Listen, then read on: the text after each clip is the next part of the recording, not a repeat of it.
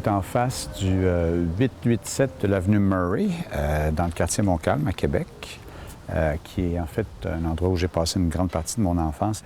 C'était un building qui pouvait être un microcosme du Québec des années 60, avec il y avait eu quelques immigrants, il y avait des gens qui parlaient anglais, une majorité qui parlait français. On venait à peu près tous de la même classe sociale, mais il y avait quand même des petites différences entre les classes sociales. Et c'est surtout la dynamique politique de l'époque qui se manifestait dans les différents foyers des gens qui étaient là. Les mouvances aussi, parce qu'il y a des gens qui déménageaient. C'était pas tout le monde qui vivait là, tout ça. Alors, nous, on habitait dans l'appartement 5. En fait, c'est l'appartement où la porte est ouverte en haut, là, qui est comme l'espèce de deuxième étage ou deuxième étage et demi, parce qu'il y avait quand même, à l'époque, ce qu'on appelait des split levels, des gens qui habitaient à moitié dans la cave.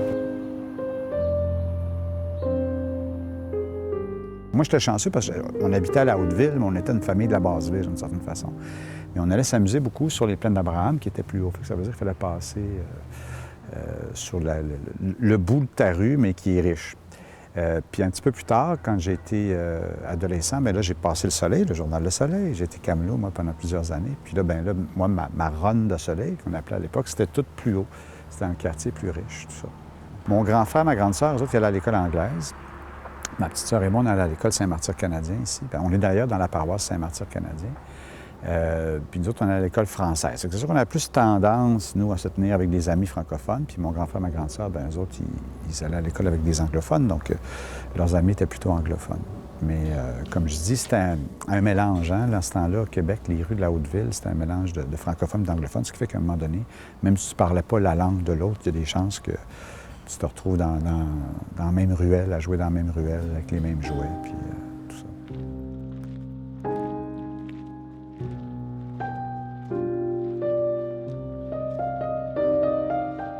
Moi, mon père était chauffeur de taxi, donc il ne pouvait pas vraiment se payer un appartement dans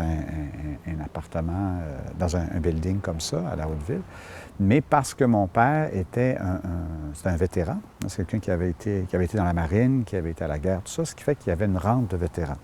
Alors, avec ces deux salaires-là, compilés ensemble, il pouvait se payer cet appartement-là. Mais à partir du moment où ma grand-mère, qui souffrait d'Alzheimer, est venue vivre avec nous, non seulement c'était rendu plus serré dans la maison, mais là, il fallait que mon père travaille plus d'heures, parce que là, il y avait une bouche de plus à nourrir. Mais c'est là qu'à un moment donné, mon père s'est mis à trop travailler aussi, puis il était absent. On le voyait moins que ma mère, qui, elle, était ménagère. Ce qui fait qu'on n'était pas pauvre, là, mais on n'était pas loin d'être pauvre. C'est-à-dire que les temps étaient durs quand même. Mon père, finalement, a eu un impact énorme.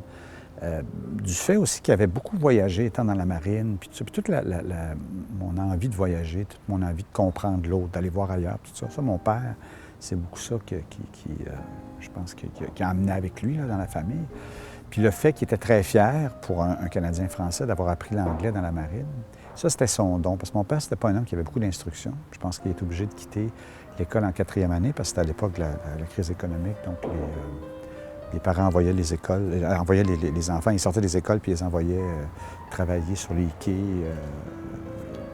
au Cap-Blanc, puis tout ça. Alors, mon père, il avait 8 ans quand il a quitté l'école. Ce qui fait que c'était pas un homme qui était très instruit, mais le fait qu'il était parfaitement bilingue, puis en plus que ça lui permettait, lui, d'offrir des tours de ville aux touristes américains. C'était un chauffeur de taxi, donc il y avait cet avantage-là. Ce qui fait qu'il était très fier de ça, et ça, il nous l'a inculquer cette envie d'apprendre d'autres langues, ce pouvoir-là de parler plus que sa langue maternelle. Ça. À une époque où c'était pas à la mode d'apprendre l'anglais, à l'époque où tout le mouvement souverainiste prenait naissance, tout l'éveil identitaire du Québec prenait naissance. Puis ce qui faisait partie du discours à ce moment-là, c'était de faire une distinction très claire entre la classe sociale qui parlait anglais et la classe sociale qui parlait français. Moi j'ai vécu tous les événements, si on veut, qui ont marqué les années 60 puis le début des années 70, d'un point de vue d'enfant ou de préadolescent. Mais l'impact était direct. Hein? On l'a fait dans la famille. On le sentait dans la famille, on le sentait avec les amis, on le sentait aussi par la migration aussi de nos amis anglophones qui sont allés vers Montréal et qui éventuellement sont allés vers Toronto ou ailleurs.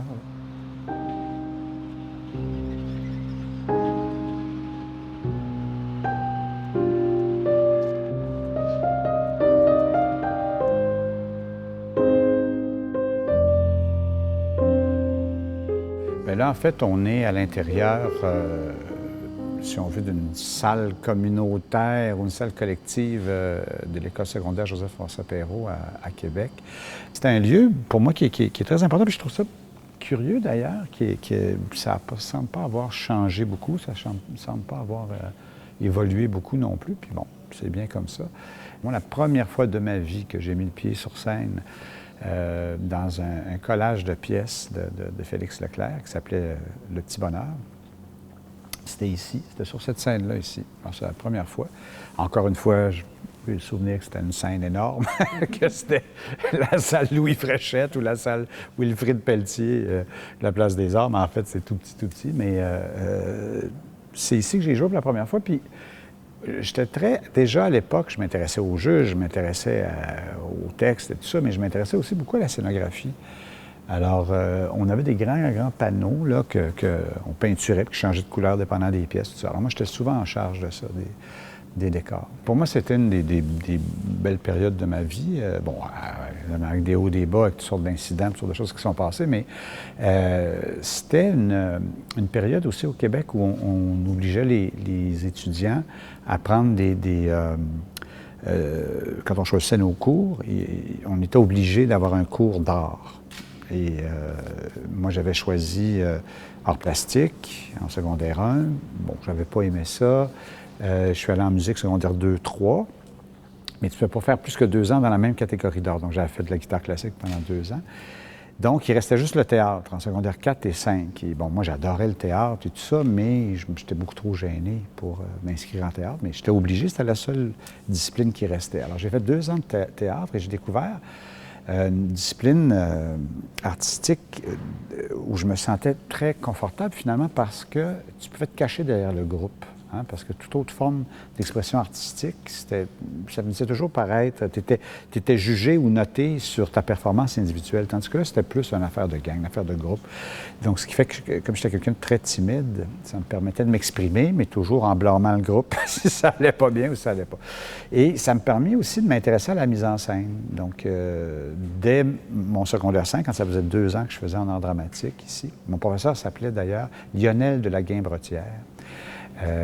C'était un Français qui était venu à Québec enseigner les arts plastiques et le théâtre. Et je me souviens qu'il disait toujours, le théâtre est un jeu. Quand il y avait des chicanes, ou quand on n'était pas content, ou quand il y a des affaires qu'il n'allait pas, il disait toujours, le théâtre est un jeu, comme s'il ne fallait pas prendre ça au sérieux. Puis c'est plus tard, je le cite beaucoup, parce que c'est vrai que c'est une chose, moi, que j'insiste beaucoup avec les acteurs, puis avec le public, puis avec la critique, c'est justement ça, c'est que le théâtre, on oublie que c'est d'abord avant tout un jeu.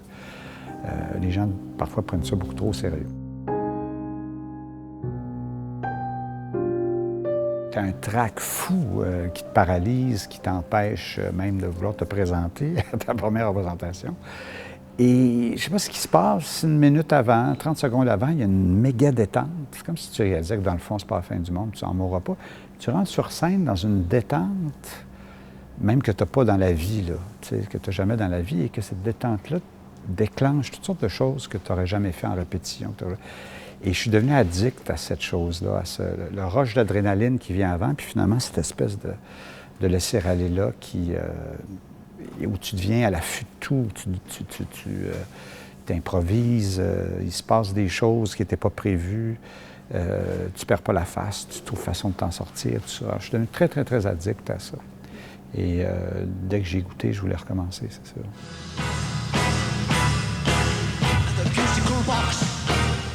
Le premier show de Genesis, c'était Peter Gabriel, dans ce temps-là. Il s'habillait en toutes sortes de costumes, il s'habillait en renard, en femme, en chevalier. Il y avait des effets pyrotechniques.